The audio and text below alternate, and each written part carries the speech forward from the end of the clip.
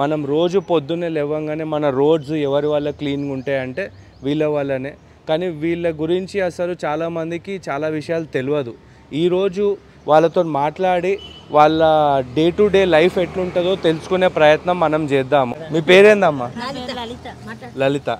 లలిత గారు, అసలు మీ లైఫ్ ఎట్లుంటుంది? ఇప్పుడు రోజు పొద్దున్న ఎన్ని గంటలకు లేస్తారు మీరు? 4 గంటలకు లేస్తారు. 4 గంటలకు లేచి ఇక మీరు డ్యూటీకి ఏ టైం వరకు పోతారు? డ్యూటీకి 5:30 వరకు ఇక్కడ ఉండాలి సార్. ఇక్కడ అసెంబ్లీ అవుతారు. 5:30 నుండి ఎన్ని గంటల వరకు మీరు? 6 వరకు మీరు ఇక మొత్తము ఇక రోడ్స్ అన్ని క్లీన్ చేస్తూ ఉంటారు. 6 నుండి పట్టుకుంటాం సార్. చీపూర్లు పట్టుకొని రోడ్డు క్లీన్ చేస్తాము. మధ్యాహ్నం 11 గంటల వరకు అయిపోతుంది. ఆడ నుంచి లంచ్ టైం ఒక 1 అవర్ ఇస్తారు. ఆడ నుంచి లంచ్ అయినాక మళ్ళీ చేసుకోవాలి సార్. గ్యాంగ్ వర్క్ అని ఉంటుంది. చెట్లు, కొమ్మలు, రాయి, రప్ప, ఉష్క అవన్నీ తీయాలని ఉంటుంది. అవన్నీ తీసుకుంటాము. క్లీన్ చేసి మళ్ళీ 2 o'clock మాకు మళ్ళీ అటెండెన్స్ పెడతారు. 2 o'clock అటెండెన్స్. ఆ తర్వాత 2 o'clock నుండి ఎన్ని గంటల వరకు వర్క్ చేస్తారమ్మా? చెయ్యం, ఇక ఇంటికి వెళ్ళిపోతాం. అంటే డైలీ మార్నింగ్ ఇక 4 o'clock స్టార్ట్ అవుతుంది. 4 o'clock ఏం స్టార్ట్ కాదు సార్, 5కి స్టార్ట్. అంటే మీ దినచర్య 4 o'clock స్టార్ట్ అవుతుంది. 4 o'clock లేచి మేము ఇంట్లో పని చేసుకొని అవి చేసుకొని మేము ఇంట్లోకి బయలుదేరుతాం సార్. ఇక్కడికి వచ్చే వరకు మాకు 5 అవుతుంది. 5 నుంచి 6 వరకు అండి అటెండెన్స్. 6 వరకు పెట్టాక 6 వరకు క్లోజ్ అయిపోతుంది. 6 నుంచి ఒక గంట మాకు మధ్యాహ్నం లంచ్ టైం ఇస్తారు. ఆ గంట తర్వాత మళ్ళీ లంచ్ తిన్నాక మనం పని చేసుకోవాలి.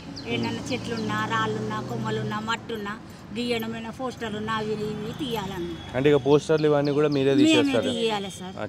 అవి కూడా మీకే డ్యూటీ. మీకు ఎంతమంది పిల్లలమ్మా? నాకు 3 సార్, ఒక కొడుకు, 2 బిడ్డలు. ఇంకా మీకేమైనా సమస్యలు ఉంటాయా? ఎట్లా ఇప్పుడు మీరు రోడ్లు? నేను గరీబ్ దాన్ని, ఇంట్లో ఎందుకు ఉండే నేను. నా మగోడు మెంటల్ అయ్యి ఇంట్లో నుండి వెళ్ళిపోయిండు. చెయ్యి డ్రెస్సులు చేస్తుండే, చెయ్యి పోయిన నుండి ఆయన 1 నెల ఉన్నాడు. ఆ తర్వాత వెళ్ళిపోయాడు. అప్పటి నుండి నేను కష్టపడి చిన్న పిల్లలు, ఇంత పిల్లలు ఉన్నప్పుడు పోయిండు. అప్పటి నుండి వాళ్ళని పెంచి పెద్ద చేసి చాలా కష్టపడ్డా సారు. మస్తు కష్టాలు వెళ్ళే వేసుకొని ఇప్పుడు ఈ పని చేస్తున్నా సారు. అంటే ఇప్పుడు మీ హస్బెండ్కి అట్లా ఎప్పుడు జరిగింది? ఎప్పుడు వెళ్ళిపోయింది ఆయన? 10 సంవత్సరాలు అయింది సార్. 10 సంవత్సరాలు. ఇప్పుడు పిల్లల వయసు ఎంత ఉంటుందమ్మా? పెద్ద అయినకు 25 ఉంటుంది. తర్వాత ఇంకొక ఆమెకు 20 ఉంటుంది. ఇంకొక ఆమెకు 19 ఉంటుంది సార్. 19. మీరు అంటే ఎక్కడ ఉంటారు మీరు? గోల్నాకల్ ఉంటారు. మీ పేరేంది? అన్నపూర్ణ గారు. అంటే ఇక మీరు చూస్తే వయసులో చాలా పెద్దగా ఉన్నారు ఇద్దరు. సో మీరు ఎదుర్కొనేటువంటి ఇబ్బందులు ఏముంటాయి మీ డే టు డే లైఫ్లో? మీరు రోజు మార్నింగ్ 4 గంటలకు లేస్తారేమో కదా? 4 గంటలకు లేస్తాము, 5 వరకు ఇక్కడ వస్తాం సార్. తర్వాత ఇక మీ దినచర్య ఎట్లుంటుంది? ఇక వీళ్ళతో పాటు 2 గంటల వరకు మీరు డ్యూటీ చేసుకుంటారు అంత. ఇప్పుడు ఆ తర్వాత మీరు ఏం చేస్తారు? ఇక ఏం చెయ్యము, ఇక ఇదే చేసేసి పోయేటోళ్ళకి దిల్సునగర్ అవతల నుంచి వస్తాం. 3 ఎక్కాలి, 3 దిగాలి బస్సులు. సార్లు అవుతుంది సార్ ఆడికి. అంటే పొద్దున్న 5 గంటలకు ఇక మీరు బస్ ఎక్కి ఇటు వస్తారా? ఇటుకు వస్తాం. ఇక మరి ఆ టైంకి బస్సులు అవన్నీ ఉంటాయా? మన ఇబ్బంది ఉంటుందా? ఇక బస్సు ఉంటుంది సార్. ఇక తొందరగా వస్తూ ఉంటుంది. తొందరగా లేకుంటే బండి మీద మా బాబు వచ్చి దించిపోతాడు. మీకు ఎంతమంది అమ్మా పిల్లలు? నాకు 3 బిడ్డలు, ఒక కొడుకు. అంటే అంతా అందరు పెళ్ళిళ్ళు గిట్ట అయిపోయినాయా? పెళ్ళిళ్ళు అయినాయి. మీరు ఈ పని చేయబట్టి ఎన్ని సంవత్సరాలు అవుతుంది? 20 సంవత్సరాలు. 20 సంవత్సరాలు. 20 సంవత్సరాలు అంటే మీరు చాలా చూసి ఉంటారు. ఒక సిటీ ఇట్లా మొత్తం మారడం అనేది మీరు చూసి ఉంటారు.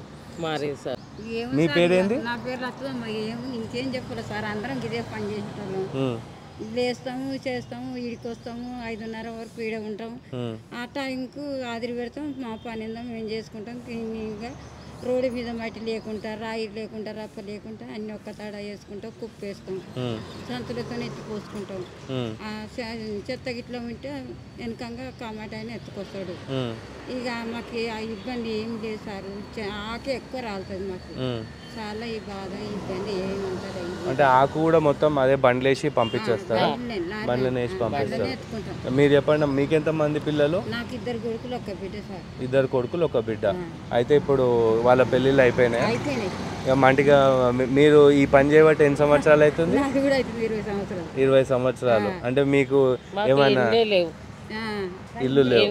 ఇక ఏం చేసినా ఈ కష్టం మీద పిల్లలు పెరిగితే ఇవాళ రేపు రోజులు బాగాలేవు అని పిల్లల పెళ్లిళ్ళు అని ఉండనికే ఇల్లు లేదు. కిరాయిలు 7,000.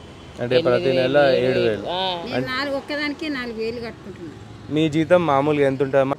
ఎంత ఉంటుంది సార్ మాకు ఇక చేతికి 14,000 చిల్లర వస్తుంది. 14,000 వస్తాయి. 14,250 ఫుల్ జీతం అంటే ఒక డుమ్మ లేకుండా చేస్తే 14,250 వస్తాయి సార్. 14,250 అంతే కదా ఫుల్ జీతం. అంటే అందులో మీకు ఒక అన్ని ఓంగా ఈఐసి పిఎఫ్ పోతుంది పోంగా మాకు 14,250 వస్తాయి ఫుల్ జీతంలో. అంటే ఇప్పుడు ఆ 14,250 కట్టుకోవాలి, ఇల్లు కిరాయి కట్టుకోవాలి, నెల మొత్తం చూసుకోవాలి, వచ్చే చుట్టం పోయే చుట్టం, పిల్లల చదువులకు ఫీజులకు అవే మా ఖర్చులకు. అంటే ఇప్పుడు మీ పిల్లలు ఏడ చదువుతారు అమ్మా? అంటే ప్రైవేట్ లో చదువుతారు సార్. ప్రైవేట్ లో అంటే ఫీజులు ఎట్లుంటాయి? ఉంటాయి సారు. అంటే ఎందుకంటే మా బతుకులకు ఇట్లా అయిపోయినాయి. కనీసం వాళ్ళ బతుకులన్నా బాగుండాలి కదా సారు. మేము చీపురు పడుతున్నాం, కనీసం వాళ్ళన్నా చదువుకుంటే ఒక ఆఫీసులన్నా చేస్తారు కదా అన్నట్టు మా మాది మీది. అంటే మీ జీతం ఒక 14-15 వేలు అంటే అందులోకించి 6,000 దాకా యావరేజ్ గా కిరాయిలకి వెళ్ళిపోతాయి. అంటే ఇక మీరు బతకాలి అని అంటే దగ్గర దగ్గర మీకు ఒక 8,000 రూపాయలు మిగులుతాయి. అందులో మళ్ళీ ఫీజులు ఇవన్నీ ఉంటాయి. సార్ ఇంట్లో సరుకులు అవి ఇవి తెచ్చుకోవాలి కదా సార్. ఏం సరిపోతలేవు సార్, ఆ జీతమే సరిపోతలేదు. ఇప్పుడు సంవత్సరానికి ఇంత ఇల్లు కిరాయి పెంచుతుంది సార్, సంవత్సరానికి ఇంత ఇల్లు కిరాయి పెంచుతుంది, లేకుంటే లేదా అని అంటే. ఇప్పుడు ఇంకో మాట, పెద్దమ్మ నీ పేరేంది? యశోద గారు, ఒక చిన్న విషయం మిమ్మల్ని అడుగుతా. ఇప్పుడు ఏమన్నా జబ్బు చేసినా ఇవి చేసినా కూడా మీరు ఏడికి పోతారు? ఈఎస్ఐ దవాఖానలోనే. సో అక్కడ ఫెసిలిటీస్ అన్ని బాగానే ఉంటాయి. ఇక మీకు ఒక ప్రైవేట్ హాస్పిటల్స్ కి పోవాల్సిన పరిస్థితి లేదు. అయితే పోవాలి దగ్గర, అదైతే దూరము, దగ్గర పోవాలి. పోతే ఇక్కడ 1,000-1,500 కావాలి. మీరు ఏడుంటారమ్మా? గోల్నాకల్లో ఉంటారు. ఇక రోజు మీరు ఎట్లా వస్తారు ఇటు? వస్తే బస్సు అందితే బస్సుకు లేకుండా నడిచి వస్తాం సార్. నడిచి వస్తారు అంటే ఎక్కువ దూరం లేదు కాబట్టి నడుచుకుంటూ వచ్చేస్తారు.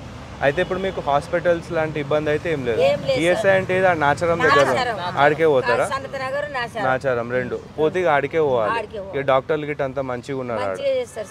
అయితే ఇప్పుడు మీకు 8,000 మిగులుతాయి మీ జీతంలో. ఇప్పుడు మీ పిల్లల స్కూల్ ఫీజు ఎంత ఉంటుంది అండి నార్మల్గా? అంటే ప్రైవేట్లో చదువుతున్నారు. నెలకు ఇంత అని 1,00,000 రూపాయలు అవుతుంది సార్. ఏది ఫీజు? ఫీజులు 3 పిల్లలు చదివించుకుంటే 1,00,000 రూపాయలు అవుతున్నాయి. 1,00,000 రూపాయలు కట్టుకుంటున్నాం సార్. ఏం చేస్తాం అంటే మీ 3 పిల్లలు ఏం చదువుతారమ్మా? నా కొడుకు సాఫ్ట్వేర్ సార్. ఇప్పుడు ఇంకా ఇద్దరు? ఇంకో డిగ్రీ ఫైనల్, ఇంకొక ఆమె ఏం చేయదు, మిషన్ కుడుతుంది. అంటే వాళ్ళు చదువుకుంటున్నప్పుడు అయితే ఫీజు ఇక 3కి కలిపి దగ్గర దగ్గర 1,00,000 రూపాయలు మీరు ఇక ఇదే జీతంలోకి నడిపిస్తారు. లేకుంటే అప్పు చేసుకోవాల్సి వస్తుంది, అప్పు చేసుకుంటాము, ఏదో కట్టుకుంటాం సార్ అట్లా. ఇప్పుడు మీరు చెప్పండి అమ్మా, మీ దగ్గర మీకు 2 పిల్లలు ఉన్నారు కదా, 25 సంవత్సరాల నుండి మీరు వర్క్ చేస్తారు కదా. ఇప్పుడు మీ జీతం ఈ రోజు అంటే 14-15 వేలు అయింది. అసలు మీరు స్టార్ట్ చేసినప్పుడు ఎంత ఉండే? 30 రూపాయలు రోజుకు 30 రూపాయల కూలి కంచెలు చేసిన సార్. 900 కంచెలు చేసినాం. 900 కంచెలు చేసినాం. 900 కంచెలు చేసుకుంటే ఇంతవరకు వచ్చింది మా బతుకు. 25,000 వచ్చింది కానీ ఇప్పుడు వచ్చిన వాళ్ళదేమో మంచిగా ఉంది. అప్పటి నుంచి చేసిన వాళ్ళది ఏమంటారు మమ్మల్ని, ఇప్పుడు మీ వయసు అయిపోయింది మీరు కూకోర్రి, ఇక మీ కొడుకుని పెట్టుర్రి, మీ కోడళ్ళు పెట్టుర్రి అంటే ఇప్పటి నుంచి మా కొడుకు చూస్తారా? మాకు ఇప్పుడు చూసే టైం ఉందా? అంటే ఇప్పుడు ఇంకొకటి, ఇప్పుడు మీరు చూస్తే వయసులో కొంచెం పెద్దగానే ఉన్నారు. బ్రదర్ మీ పేరేంది? బాబు. అంటే మీరు కూడా అంటే క్లీనింగ్ చేస్తారా? అంటే మీ రోల్ ఏముంటుంది?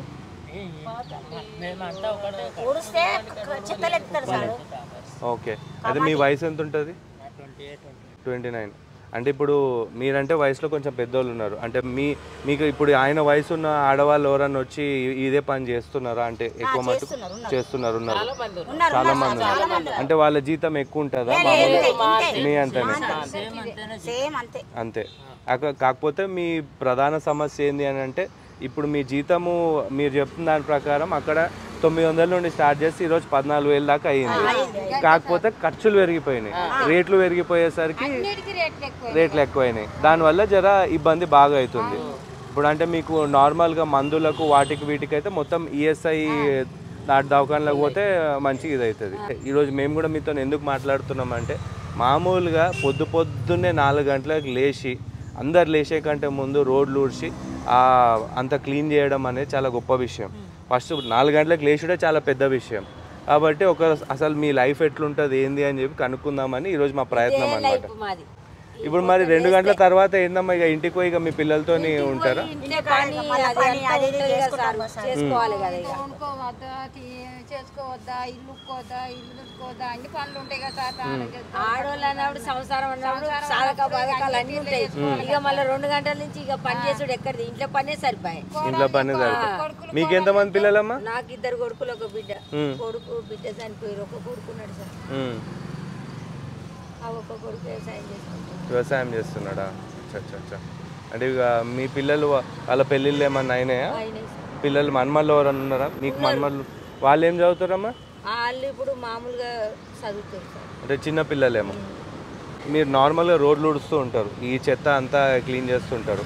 ఇక డే టు డే లైఫ్లో ఎప్పుడన్నా ఏమన్నా అంటే గవర్నమెంట్ వాళ్ళ నుండి కాకుండా మామూలుగా ప్రైవేట్ వ్యక్తుల నుండి ఇది చేయి అది అట్లా చేయి అట్లాంటివి ఏమన్నా రుబాబ్ చేసుడు అట్లాంటివి ఏమన్నా ఉంటాయా? లేదు, అట్లా బెదిరించడం ఏం లేదు. మా వరకు మేము చేసుకుంటున్నాం. ఇప్పుడు వరకు ఏం లేదు, కానీ మాకు జీతం ఇచ్చేటోళ్ళు బెదిరిస్తే బెదిరియాలి అంతే. అంతే. మనలోటి కూడా సార్ మాకేందంటే ఏమి అందరిని చూసి అన్నీ అయినాయి, కానీ మా మున్సిపల్ మా జిహెచ్ఎం వెనకకు ఏమీ లేదు. మేము అన్నేళ్ళ నుంచి చేసింది ఒకెత్తే, ఇప్పుడు అంటే ఒక చిన్న ప్రశ్న, ఇప్పుడు పర్మనెంట్ చేస్తే ఏం లాభాలు ఉంటాయి అంటే? నేను జీతం ఎక్కువ వస్తుంది. రైట్ అమ్మ, చాలా సంతోషం అమ్మ, మీరు టైం ఇచ్చినందుకు చాలా థ్యాంక్ యూ సో మచ్.